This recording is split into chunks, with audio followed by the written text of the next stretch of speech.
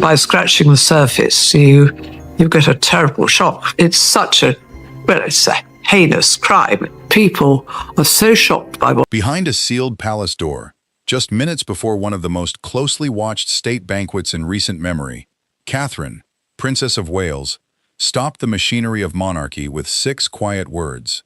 This should not be here. What lay before her was not a security file, not a diplomatic correction, not a seating dispute, and not one of the countless briefing cards that passed through royal hands before a major occasion. It was a guest book, heavy, cream-bound, resting beneath the ballroom light as though it had been placed there with deliberate care.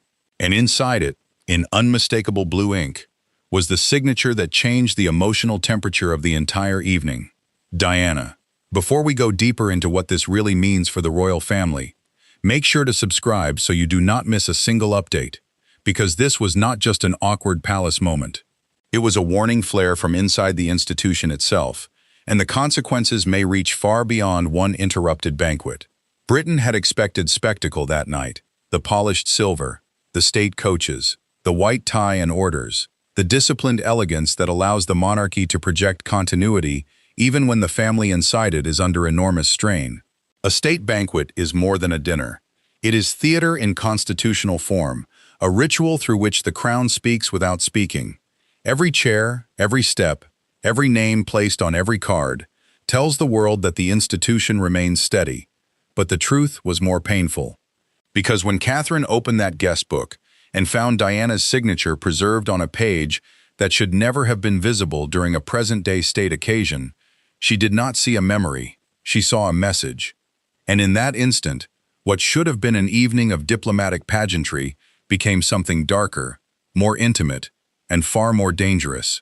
Those closest to the room would later say that Catherine did not raise her voice. She did not make a scene. She did not collapse into emotion or appeal to sentiment. She simply stood still, one gloved hand resting lightly near the edge of the table, and stared at the page long enough for the silence around her to deepen.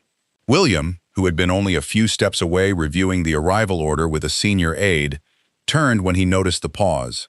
What he saw on his wife's face was not confusion. It was recognition, then concern, then something harder. He crossed the room at once. By then, 2 members of the official household had already realized that something had gone wrong.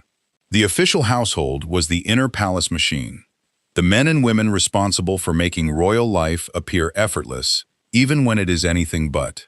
They knew the rhythm of these events. They knew how long Catherine normally looked at briefing materials. They knew the difference between delay and alarm. William reached her side, looked down, and saw it too. For a second, he said nothing. That mattered because William was not a man easily stunned by the emotional ghosts of palace life. He had lived with them since childhood. He had learned, perhaps more harshly than anyone else in that family, that memory inside royal walls is rarely innocent.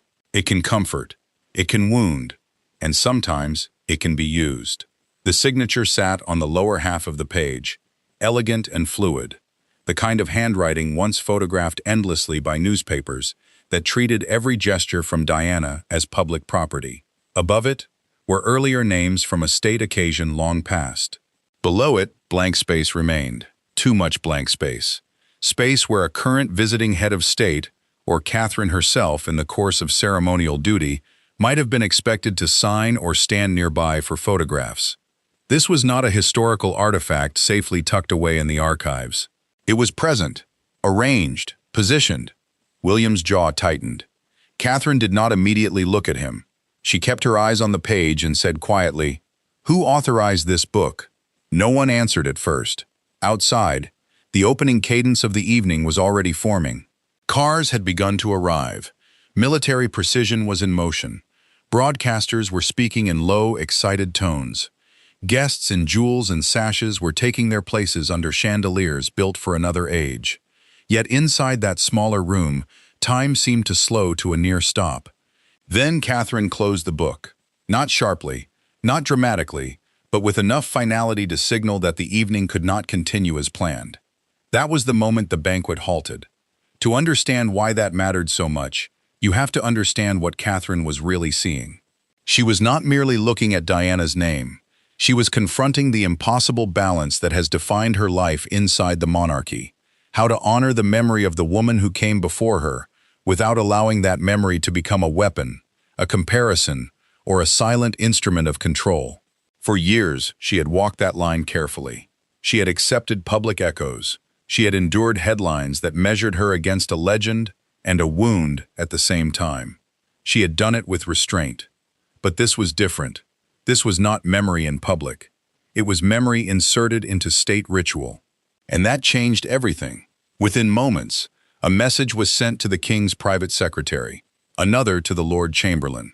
The Lord Chamberlain was one of the crown's senior ceremonial authorities, the figure responsible for the order, dignity, and correctness of great royal occasions. When something goes wrong at this level, his office is among the first to know. The communication that followed was terse. A hold had been placed on the pre-banquet sequence. The receiving room was not ready. Await instruction. A state communication was never just a note. It was a signal traveling through layers of rank, protocol, and implication. And although no one outside the palace yet knew why the sequence had paused, everyone important inside it understood one thing almost immediately. This was not a misplaced object. It was a breach of judgment.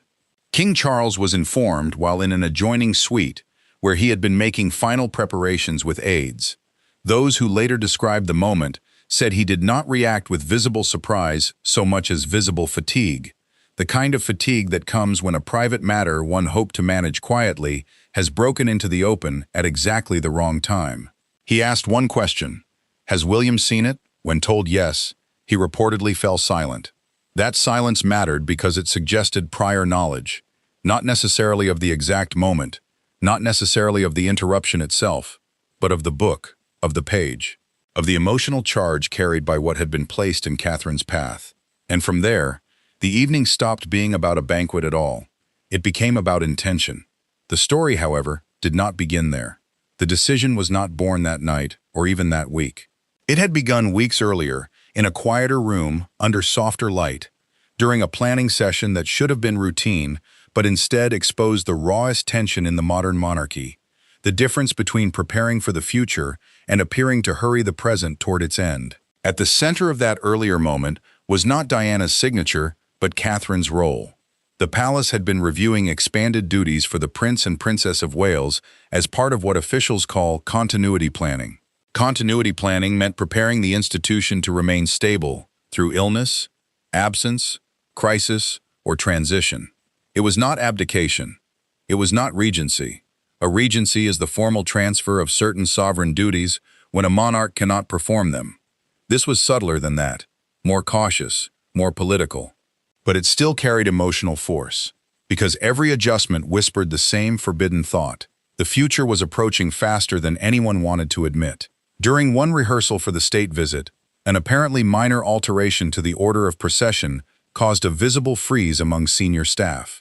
Catherine had been placed not in the position traditionally expected for the Princess of Wales under the current arrangements, but half a step nearer the center line usually associated with the next phase of royal authority. To the public, such details might have seemed trivial. Inside palace ceremonial culture, they were nothing of the sort.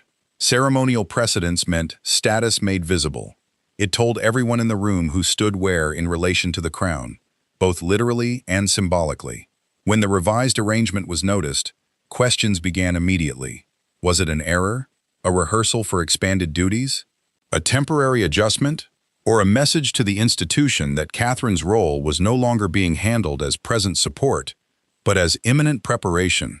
Camilla's office was said to have raised concerns, not publicly, not dramatically, but firmly enough to ensure that the matter reached the highest level. The concern was not merely personal, it was constitutional in texture, emotional in reality. No monarchy can function if rank becomes unclear, especially not at the top. Yet no family can remain uninjured when every adjustment in posture carries emotional meaning. William took that rehearsal badly. He had expected concern. He had not expected the suggestion, however indirect, that his wife's position could become part of a quiet tug-of-war between present authority and future inevitability. He reportedly told aides that Catherine was not to be used as a marker in palace internal balancing. She was not a signal flare, she was not a rehearsal device. She was not to be placed forward one week and pulled back the next, depending on who felt threatened. The king, when the matter reached him, understood the practical problem, but practicality was not the only issue. He had spent a lifetime inside the emotional wreckage left by public misunderstanding, family strain, and institutional caution. He knew what it meant when the future stood too visibly beside the present. He knew, too, what name would hover over any conversation about the Princess of Wales and ceremonial positioning. Diana. That was where the past returned.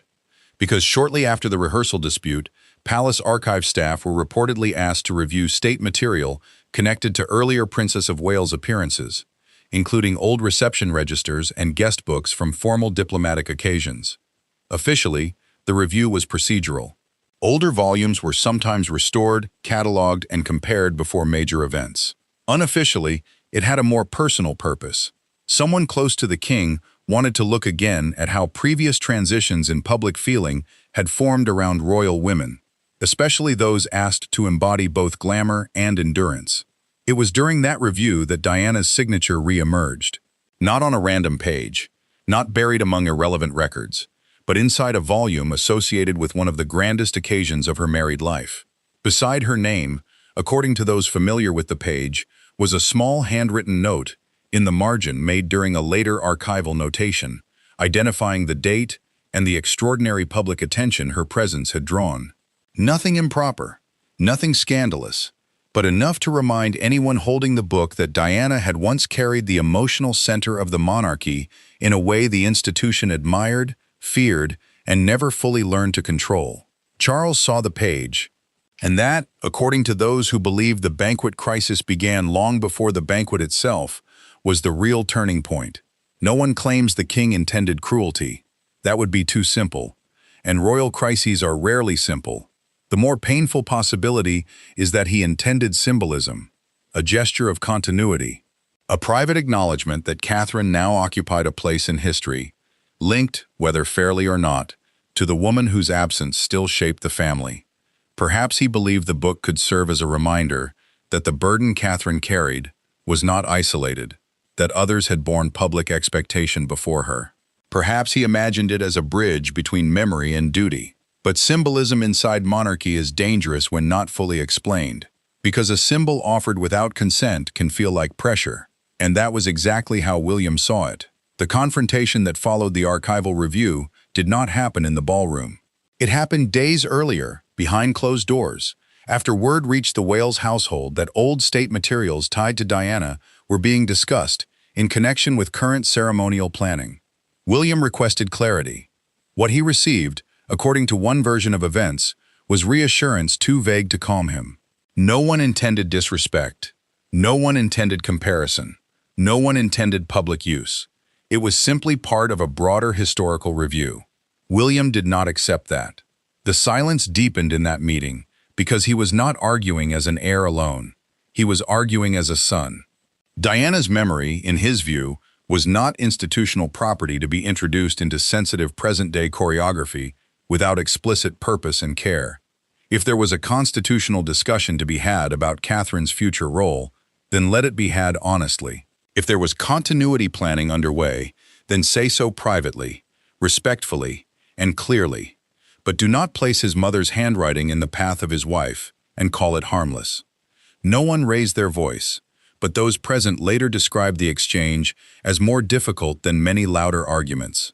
Quiet anger in royal rooms was often far more consequential than theatrical fury. William reportedly said that the family had spent years trying to prevent the women at the center of royal life from becoming emotional vessels for institutional anxieties. If that lesson had not been learned by now, then something had gone terribly wrong. The king listened. And then, according to the most striking account, he said something that revealed the deeper fear behind the entire episode.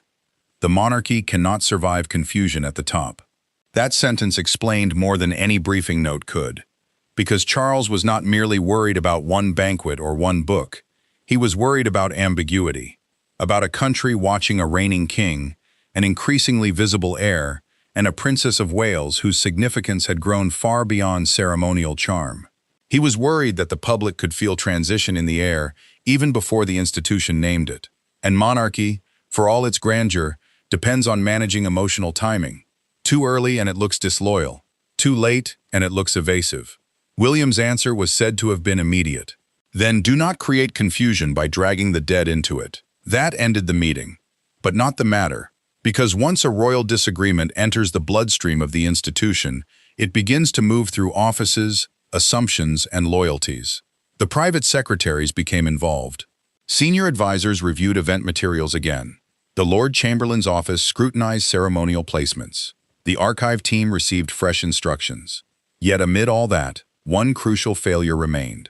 No one ensured that the book itself would be removed completely from the operational chain of the State Banquet.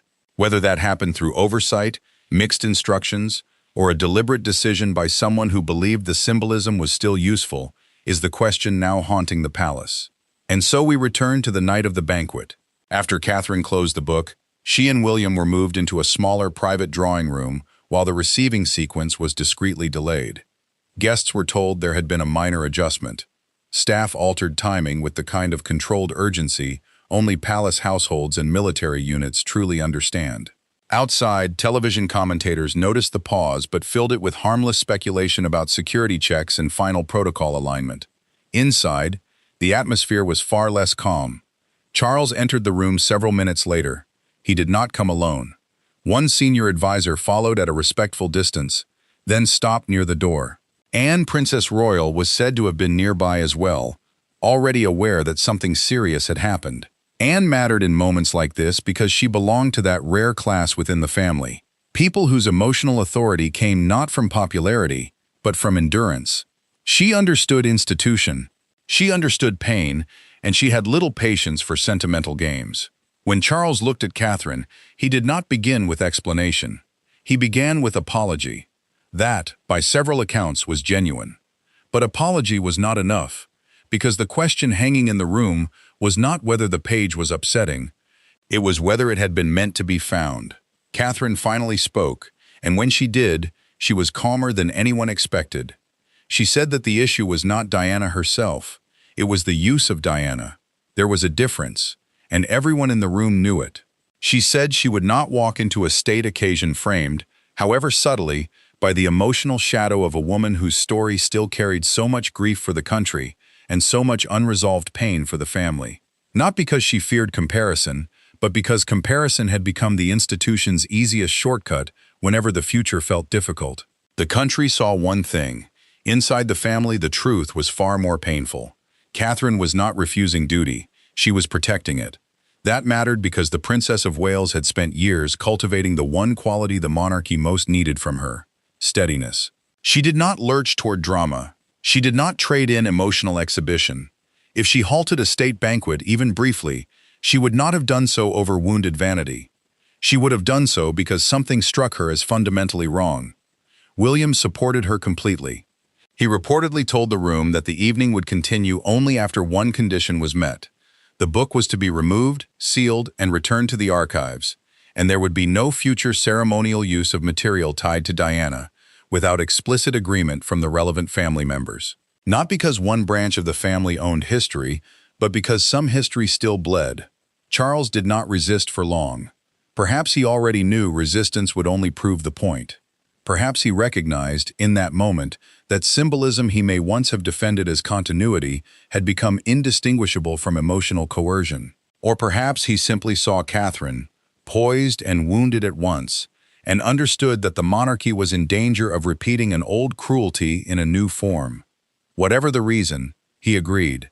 But the institutional consequences were already spreading. When a state banquet pauses, even for a short time, the system notices. Security teams notice. Equerries notice. Broadcasters notice. Foreign delegations notice. Someone always asks why. Someone always leaks. And in the modern age, silence itself becomes a headline. By the time the event resumed, the outward choreography had been restored. The music continued. The guests entered. Glassware flashed under the lights. Catherine appeared composed, radiant even, in the way royal women are often expected to look precisely when they have been forced through emotional strain. Charles fulfilled his role. William held his expression in that disciplined neutrality the family uses when private storms must not become public weather. Yet something had changed. Those watching closely said the distance between father and son at one point in the receiving line felt fractionally colder. Others noticed the unusual gravity in Catherine's face. Not misery, not anger, gravity, as though she had crossed an invisible line and knew there was no stepping back from the meaning of it. Then the leak began, not immediately in full. Palace truths rarely emerge whole. First came whispers among guests that the banquet had been delayed by a personal issue. Then suggestions from staff-adjacent circles that an archival item had caused distress. Then, by morning, the far more explosive claim that Catherine herself had halted proceedings after discovering Princess Diana's signature inside a guest book prepared in connection with the event. That was when national shock set in, because Britain understands royal emotion in symbols. A document, a signature, a closed room, a delayed banquet. These details carry more force than pages of official language. Newspapers moved quickly. Commentators asked whether the incident revealed unresolved tensions over succession planning. Was the monarchy already staging the next era without admitting it? Was Catherine being gently advanced? Was Diana's memory still shaping royal decision-making from beyond the grave? And perhaps most painfully of all, had the family truly learned nothing from the last time a Princess of Wales was made to carry more meaning than any one human being should bear? The palace, of course, responded with caution. An official statement described a brief procedural delay before the banquet and dismissed broader speculation. It mentioned no guest book, no archival volume, no family disagreement. But official denials often do less to suppress royal stories than to refine them. The absence of detail only increased the sense that detail existed. Broadcasters interrupted softer coverage to revisit the timeline. Newspapers ran photographs of Diana at earlier state occasions beside images of Catherine in the present. Online debate intensified. Some accused the palace of emotional manipulation. Others argued the entire matter had been overblown, a misunderstanding inflated by public obsession with royal symbolism. But even among those taking the mildest view, one belief spread quickly. If Catherine halted the event, she must have felt something deeply improper had taken place. And that belief had consequences. Because Catherine's action, brief as it was, redefined her in the public imagination once again. Not merely as the graceful future of the monarchy, not merely as the stabilizing wife of the heir, but as someone willing to protect the dignity of her role against the institution itself when necessary. She had not rebelled. She had not humiliated the king. She had not dramatized the moment. She had done something more powerful. She had drawn a boundary. Inside the palace, that boundary forced further reckoning. Advisors began reviewing how historical material tied to emotionally charged family figures was handled in ceremonial contexts. Discussions resumed over the pace and visibility of continuity planning. There were renewed concerns about how public preparation for the future could be conducted without diminishing the present reign or reopening old wounds. These were not glamorous conversations. They were administrative, constitutional, painfully careful. Yet they mattered enormously, because monarchy survives not only on spectacle, but on disciplined meaning. Succession was not just who comes next. Succession meant the preparation of legitimacy before the transfer of power ever formally arrives. And legitimacy can be damaged if the public comes to believe the institution is emotionally careless. Princess Anne reportedly played a significant role in the aftermath. Those familiar with her thinking say she saw the issue with unusual clarity. The problem was not that Diana remained central to national feeling. That was obvious and unavoidable. The problem was that the family could not continue treating unresolved emotional history as a flexible instrument whenever current pressure grew too intense. Anne, who had watched decades of misjudgment harden into scars, is believed to have urged directness over symbolism, discipline over sentimentality, and above all, protection for Catherine from inherited patterns that should never be repeated. The king, for his part, appears to have grasped the danger by then in a deeper way than before. He had always known that the crown must think ahead, but now he was confronted with a harder truth. Preparation without emotional honesty becomes a kind of pressure, and pressure applied to a future queen through the memory of a dead princess is not continuity. It is failure. In the days that followed, one image seemed to linger in public conversation more than any other. Not the chandeliers, not the tiaras, not the diplomatic splendor. The image people could not stop imagining was simpler and far more intimate. Catherine standing over that open book, looking down at Diana's signature, and realizing that the past had been placed in her hands without permission. That image endured because it condensed the whole royal dilemma into a single scene. Duty and love, preparation and betrayal, continuity and confusion. A living woman asked to carry the weight of a dead one, yet the story did not end in fracture. That is what makes it so significant. Because after the noise, after the denials, after the analysis and the leaks and the whispered anger, there came a moment of quiet correction. At a later appearance, carefully watched for every signal, Charles and William stood side by side longer than usual before the cameras. Catherine joined them not as an ornament to family unity, but as a clear pillar within it. There was no forced exuberance, no artificial display, just a steadier image than many had expected. The present reign had not been cast aside, the future had not been denied, but the relationship between them seemed newly defined. Those who study royal symbolism noticed one more detail. When Catherine later signed a formal register at another public engagement, the book presented to her was entirely new. Blank, immaculate, unburdened. No inherited message, no hidden emotional trap. Just a page awaiting the hand of the woman actually living the role. That mattered more than any statement, because in monarchy, a new book can mean more than 1,000 old explanations. There are even reports, impossible to confirm fully, but persistent enough to matter, that Charles later requested the earlier volume be returned permanently to protected archives, with explicit restrictions against ceremonial reuse. If true, the gesture would be quietly profound, not an erasure of Diana, a recognition of boundaries, a final admission that memory, however cherished, must not be drafted into present power struggles without care. And perhaps that is the deepest truth revealed by this entire episode. The monarchy could survive criticism. It could survive illness, gossip, rivalry, even constitutional uncertainty. But it could not afford to survive by repeating the emotional mistakes that once nearly broke it. Catherine understood that. William understood that. And by the end, Charles appears to have understood it too. This was not a rebellion against the crown. It was a defense of its future. It was a future Catherine did not seek through drama, but one she would not allow to be shaped through silence and symbolism at her expense. It was a future William would not permit to be built on his mother's shadow. And it was a present reign forced, perhaps painfully, to accept that preparation must be honest if it is to be honorable. In the end, what stopped that state banquet was not a signature alone. It was what the signature represented. A warning from history, a line between tribute and use. A reminder that royal women have too often been asked to carry burdens designed by others and explained too late. Catherine saw that line, and she refused to let the evening cross it. So when historians of the monarchy look back on this strange and deeply revealing moment, they may not remember the menu, or the diplomacy, or the glittering formalities of the night. They may remember instead that in one quiet room, before a single public word had been spoken, the Princess of Wales recognized something the institution itself had nearly failed to see, that the future cannot be prepared by reopening wounds and calling them tradition. The family may remain wounded, the tensions may not disappear.